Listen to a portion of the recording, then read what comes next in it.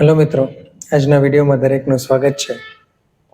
આજના વિડીયોની શરૂઆત કરીએ પહેલાં ડિસ્ક્લેમર જોઈ લેવું, જે સેબીની ગાઈડલાઇન પ્રમાણે આપણે એનું પાલન કરીએ છીએ. શરૂઆત બજારથી કરીએ તો ગઈકાલે રવિવારના જે વિડીયોમાં આપણે મોસ્ટ ઓફ બજારની ચર્ચા કરેલી છે, બજારનો ટ્રેન્ડ વિશેની વાત કરી છે, ટેરિફની, એ સિવાય બીજા કોઈ ફેક્ટર્સ જે છે એની પણ વાત કરી છે. પણ ઓલ ઓવર કોઈ ખાસ ઇવેન્ટ નથી અને સોમવારની બજાર પણ થોડા ઘણા પોઝિટિવ નોટથી ખુલે એવું લાગી રહ્યું છે, કારણ કે છેલ્લે ડાઉ જોન્સ થોડો માઇનસમાં હતો, નાસ્ડેક પોઝિટિવ બંધ હતો, S&P માર્જિનલી પોઝિટિવ કહી શકાય એ રીતે બંધ આવ્યા છે યુએસ માર્કેટ. અને કોઈ ખાસ ઇવેન્ટ જે છે એ કોઈ પ્લે થઈ નથી ત્યાં સુધી એવું માની શકાય કે લગભગ બજાર જે છે એ થોડું પોઝિટિવ નોટથી ફ્લેટ નોટમાં ખુલશે. અને આમે અત્યારે બજારની જે રેન્જ છે એ પ્રમાણે 25,000ની ઉપર પ્લે કરે છે ત્યાં સુધી પોઝિટિવ જ છે બજાર અને પોઝિટિવ ટ્રેન્ડમાં જ રહેવું. પણ તેમ છતાં નવી ખરીદી જે છે એના માટે વિચાર કરવો જોઈએ, કારણ કે મારું પોતાનું સ્ટ્રોંગ માનવું છે કે 25,000 ઉપર જ્યારે જાય, એમાંય ખાસ કરીને 25,250ને ઉપર જઈ અને ટકે નહીં ને ત્યાં સુધી આપણે થોડું ફિયરફુલ રહેવું. એ સમયે કદાચ આપણી પાસે એના સ્ટોકમાં પ્રોફિટ બુકિંગ ન કરીએ, ભલે હોલ્ડ કરીએ સ્ટોપ લોસને ટ્રેલિંગ કરીને, પણ કમસે કમ નવી કોઈ વસ્તુમાં જો બહુ વધારે કન્વિક્શન ન હોય તો એન્ટર થવાનું ટાળવું જોઈએ. એન્ટર થવા માટે આપણને બજારે ઘણી વખત લગભગ એમ માનો ને કે છેલ્લા 3-4 મહિનામાં ખૂબ આપણને સમય 24,200, 24,400, 500ની રેન્જમાં આપ્યું છે, તો એ પણ શક્યતા પૂરેપૂરી રહે છે, ભલે 1-2 દિવસમાં કદાચ ન થાય તો પણ. એટલે એ સમય જે છે એ ત્યારે એડ કરવા માટેનો ગણી શકાય. બાકી સ્ટોક સ્પેસિફિક તો નિર્ણય આપણે હંમેશા લેતા રહેતા હોઈએ છીએ. હવે આજે જે ચર્ચા કરવાની છે એમાં રવિવારના વિડીયોમાં જે મિત્રોના ક્વેશ્ચન્સ રહી ગયા છે એમને આપણે લેવાની કોશિશ કરીશું, કારણ કે અઠવાડિયામાં જે વિડીયો છે એમાં પણ આપણે મિત્રોના પ્રશ્નો લેતા હોય છે, સાથે સાથે કોઈ નવા સ્ટોક ધ્યાનમાં આવે તો એની પણ આપણે ચર્ચા કરતા હોય છે. સ્ટડી તો ચાલુ જ હોય છે, પણ દરેક સ્ટોક ચર્ચા કરવાનો યોગ્ય નથી હોતો, એટલે આપણે બંને સાથે સાથે લેતા જતા હોઈએ છીએ. આજે જે ચર્ચા કરવાની છે એની અંદર ગરવારે ટેકનિકલ ફાઇબર, ક્યુપિડ લિમિટેડ અને MIC ઇલેક્ટ્રોનિક, આ 3 સ્ટોકની આપણે ચર્ચા કરીશું. અને ત્યાર પછીથી કેટલાક જૂના સ્ટોકનો પણ રિવ્યૂ અને એની પણ વાત આપણે લઈશું મિત્રો. તો શરૂઆત કરીએ ગરવારે ટેકનિકલ ફાઇબર ઉપરથી. આમ 2 કંપની લિસ્ટેડ છે, ગરવારે ટેકનિકલ ફાઇબર અને ગરવારે હાઈટેક ફિલ્મ. એમાંથી આપણે હાઈટેક ફિલ્મની અત્યારે વાત નથી કરતા, ગરવારે ટેકનિકલ ફાઇબર આ કંપનીની વાત કરીએ છીએ. લગભગ મિત્રો કોરોના પહેલાંના 3 કે 4 વર્ષ પહેલાં જે મર્સેલિયસ ઇન્વેસ્ટમેન્ટ ચલાવે છે PMS, સૌરભ મુખર્જી, કે જે ફોરેનથી પોતાની સારી એવી જોબ મૂકીને ઇન્ડિયા આવીને પોતાનું PMS એમણે ચાલુ કર્યું અને ખૂબ ચર્ચામાં, એ સમયે ખૂબ ચર્ચામાં હતા, વિદ્વાન માણસ છે. એમણે આ સ્ટોક ગોતી કાઢ્યો હતો. ઘણી વખત ઘણી કંપનીઓ એવી હોય કે બહુ નાની હોય અને ખૂણામાં રહી અને નાના એવા સેગમેન્ટમાં પોતાનો બિઝનેસ કરતી હોય, પણ એનો બિઝનેસ ખૂબ સરસ હોય, મોનોપોલી જેવો, લગભગ મોનોપોલી જેવો બિઝનેસ હોય, સારો પ્રોફિટ માર્જિન હોય, દર વર્ષે સારું પરફોર્મન્સ આપતી જતી હોય. આ રીતની કંપની એણે ગોતી કાઢી હતી. અને આવી જે કંપનીઓ હોય એ ક્યારેક મલ્ટીબેગર બની શકે છે, એટલે ત્યારથી આ કંપની ચર્ચામાં છે અને ત્યારથી હું પણ એનો સ્ટડી કરું છું. પણ એ જ્યારે બધું બહાર આવ્યું ને એની સ્ટોરી જ્યારે પબ્લિશ થઈ ત્યારે એમ કહેવાય કે સ્ટોક ખૂબ વધી ગયો હતો અને પછીના સમયે તો એનાથી પણ આગળ ઘણો ચાલ્યો હતો અને બહુ હાઈ પ્રાઇસ ઉપર હતો એવું કહી શકાય. એટલે પછી આપણે કોઈની દોડીને પાછળ ભાગીને કોઈ સ્ટોકને પકડવો એ વસ્તુ ઇન્વેસ્ટમેન્ટની દ્રષ્ટિએથી ઠીક નથી હોતું. પણ સ્ટડી ચાલુ રાખેલો હતો, એટલે ખાસ કરીને જે મિત્રનો પ્રશ્ન આવ્યો છે તો એનો આપણે લઈ લઈએ. પ્રમાણમાં ઠીક કહી શકાય એવી કંપની છે. રિટર્ન રેશિયો સારા છે. એક સમયે તો ખૂબ સારા રિટર્ન રેશિયો હતા, પણ અત્યારે પણ સારા કહી શકાય એ રીતના રિટર્ન રેશિયો છે. PE જે છે એ પણ ખૂબ વ્યાજબી કહી શકાય આ કંપનીની દ્રષ્ટિએ. છેલ્લા ક્વાર્ટરનું જે રિઝલ્ટ છે એમાં રેવન્યુ ગ્રોથ છે પણ પ્રોફિટ ગ્રોથ નથી, એટલે જ અત્યારે ભાવની દ્રષ્ટિએ એમ કહી શકાય કે થોડો ઘણો કરેક્શન મોડમાં હોય એવું લાગે છે. અને કદાચ બની શકે કે હજી પણ થોડું કન્સોલિડેશન આમને આમ જ ચાલુ રહેશે, કારણ કે આમ જોવા જઈએ તો અત્યારે આ સ્ટોક લાઇમલાઇટમાં નથી. બિઝનેસની વાત કરીએ તો કંપની ફિશિંગ નેટ બનાવે છે, માછલી પકડવાની જે નેટ હોય, પછી જે મોટા પાયે માછલીઓ પકડાતી હોય એ હોઈ શકે, પછી સ્પોર્ટ્સની જે નેટ આવે છે, કોટેડ નેટ છે, મરીન નેટ છે, આવી ઘણી અલગ અલગ પ્રકારની નેટ જે કહેવાય એના રોપ, એના ફાઈબર એ રીતને બનાવે છે અને બહુ ટેકનિકલ પ્રોડક્ટ છે. ખૂબ સારી કંપની, ખૂબ સારી ટેકનોલોજીનો ઉપયોગ કરે છે. ઘણા બધા દેશોમાં કંપનીનું કામકાજ છે અને ટ્રેક રેકોર્ડ પણ સારો છે. કંપનીનો બિઝનેસ જે છે એ ઘણા બધા કન્ટ્રીમાં ફેલાયેલો છે, એટલે કોન્સન્ટ્રેશન રિસ્ક નથી.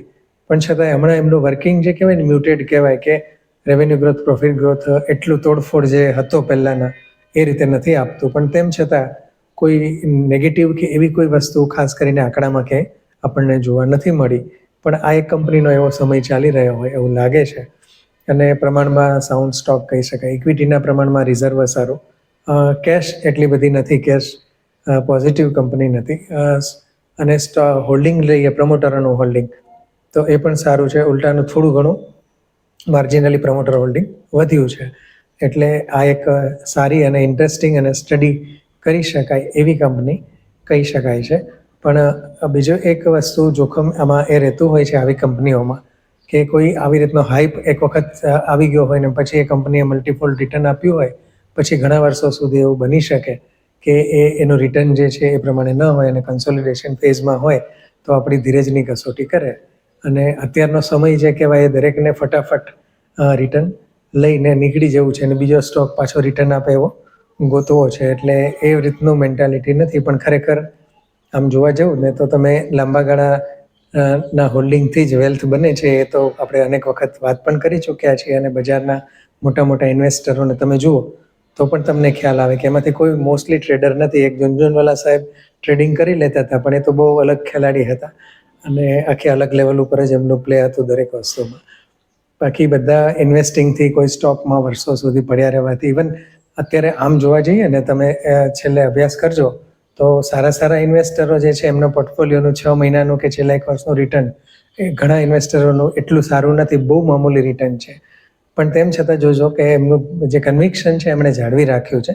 મોસ્ટ ઓફ એમણે જે સ્ટડી કરીને કે જે સ્ટોક એડ કર્યા હોય એમાં એ બહુ વધારે પડતું આગા પાછું કે પોતાનું હોલ્ડિંગ પ્રમાણમાં બહુ ઓછું ફેરફાર કરતા હોય છે, કારણ કે એમનો વ્યૂ જે છે એ લાંબા ગાળાનો હોય છે. હવે બીજી કંપની જે છે ક્યુપિડ લિમિટેડની વાત કરીએ તો આમ તો ક્યુપિડ રબર કે એ નામ હતું ને હવે ક્યુપિડ લિમિટેડથી ઓળખાય છે. લેટેક્સ રબરની પ્રોડક્ટ અને ખાસ કરીને મેલ ફિમેલ કોન્ડોમ, એ સિવાય લુબ્રિકેશન્સ અને એ બનાવે છે, એટલે કે ફેમિલી પ્લાનિંગ માટેની પ્રોડક્ટ બનાવે છે કંપની.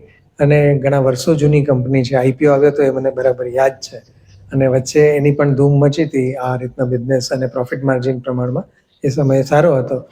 પણ અત્યારે કહેવાય કે એટલું બધું ટ્રેન્ડી નથી અને અત્યારે થોડો સ્થિર, ઇવન રેવન્યુ ગ્રોથ અને પ્રોફિટ ગ્રોથમાં પણ એટલું બધું ઇન્ટરેસ્ટિંગ નથી.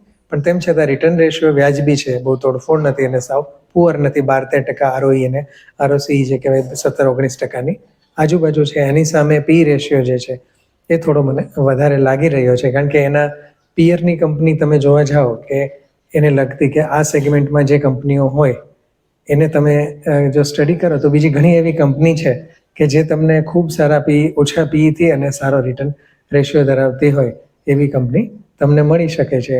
એટલે પ્રેફરન્સ જે કહેવાય એ બીજી કેટલીક સારી કંપનીઓ તરફ મારો પોતાનો રહે છે. અધરવાઇઝ કોઈ વાંધો નથી.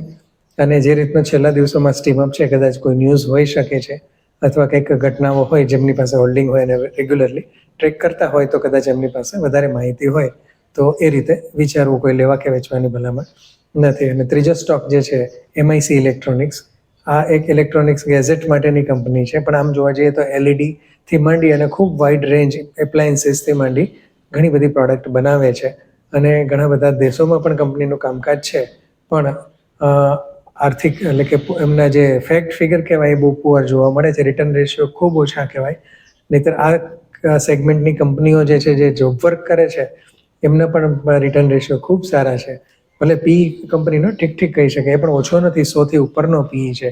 એટલે આટલો રિટર્ન રેશિયો ઓછો અને આટલો ઊંચો પી જે કહેવાય એ થોડો કન્વિક્શન નથી આપતું. પણ છેલ્લેના 1-2 દિવસમાં જે રીતે અપ ગયો છે અને સ્ટીમઅપ છે એ જોતાં કદાચ આમાં પણ કદાચ કંઈ ન્યૂઝ હોય, કંઈ ઘટનાઓ બની રહી હોય, કારણ કે હમણાં આમ ઘણી બધી વસ્તુઓ ચાલે છે. સેમિકન્ડક્ટરની બૂમ ચાલે છે થી માંડીને ઈએમએસ સેક્ટર પણ થોડું ફરીથી લાઇમલાઇટમાં આવતું હોય એવું લાગે છે. એટલે બની શકે કે કંઈક ન્યૂઝ હોય કે કંપનીના કોઈ પ્લાનિંગને કારણે આ વસ્તુ પોસિબલ છે.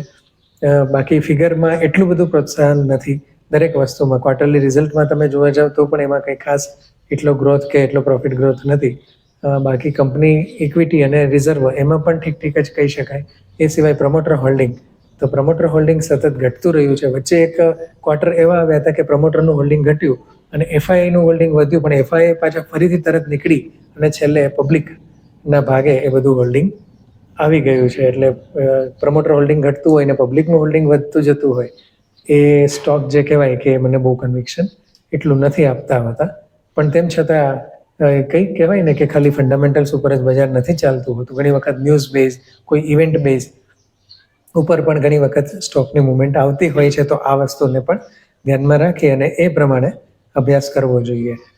હજી પણ કેટલાક મિત્રોની કોમેન્ટ જે રવિવારના વિડીયોની બાકી છે, તો એ સ્ટોકની ચર્ચાઓ કે એના વિશેનું કંઈ પણ હશે એ ટૂંક સમયમાં આવી જશે. બાકી સીજી પાવર જે છે એ બૂમ મચાવે છે, જે આપણો ફેવરિટ સ્ટોક અને વારંવાર જેની ચર્ચા સૌથી વધારે જેની ચર્ચા થઈ હશે વધારે વિડીયોમાં, એને માટે. અને અમે મારું એક સ્ટેટમેન્ટ હતું, તમે જૂના વિડીયો જોશો તો, કે 640ની આજુબાજુમાં આવે તે 60 સુધી કે 65 સુધી ભેગા કરવાની રેન્જ છે. 700થી ઉપર થોડી ક્વોન્ટિટી નીકળતા જઈએ, પણ ટેકનિકલ સ્ટ્રક્ચર જોતા 720 પછીથી કે 730 પછીથી એને વેચવાનું મન થાય એ નહોતું, અને ખ્યાલ આવી ગયો હતો કે સ્ટોક લગભગ 800ની રેન્જ અથવા તેની નજીક જઈ શકે છે. એટલે એ પ્રમાણેની સ્ટ્રેટેજીથી એ ચાલવામાં આવે અને ખૂબ સારું રિટર્ન સીજી પાવરે આપેલું છે. એ સિવાય બીજો એક સ્ટોક એપોલો માઇક્રોસિસ્ટમ, એણે પણ છેલ્લા કેટલાક દિવસોમાં ખૂબ તોડફોડ રિટર્ન આપ્યું છે. તો જે મિત્રો રેગ્યુલરલી વિડીયો જોવે છે એમને ખબર હશે કે સૌથી પહેલો વિડીયો બેલ અને એપોલો માઇક્રોસિસ્ટમનો બનાવ્યો હતો, ત્યારે મેં પસંદગી બેલની કરી હતી કે એપોલો માઇક્રોસિસ્ટમમાં ભલે કોઈ તકલીફ નથી, સારો સ્ટોક છે, પણ એમાં ભવિષ્યમાં કદાચ વધવાની શક્યતા છે. જ્યારે બેલ જે છે એ ટાઈમે લાઇમલાઇટમાં હતો અને બેલની મારી પસંદગી વધારે હતી. પછી કેટલાક ફંડામેન્ટલ્સ અને કેટલીક બાબતોનો સ્ટડી કરતાં મને ખ્યાલ આવ્યો કે બેલ જે છે હવે થોડોક કન્સોલિડેટ થશે, હવે અહીંથી આગળ વધવા માટે સમય લેશે.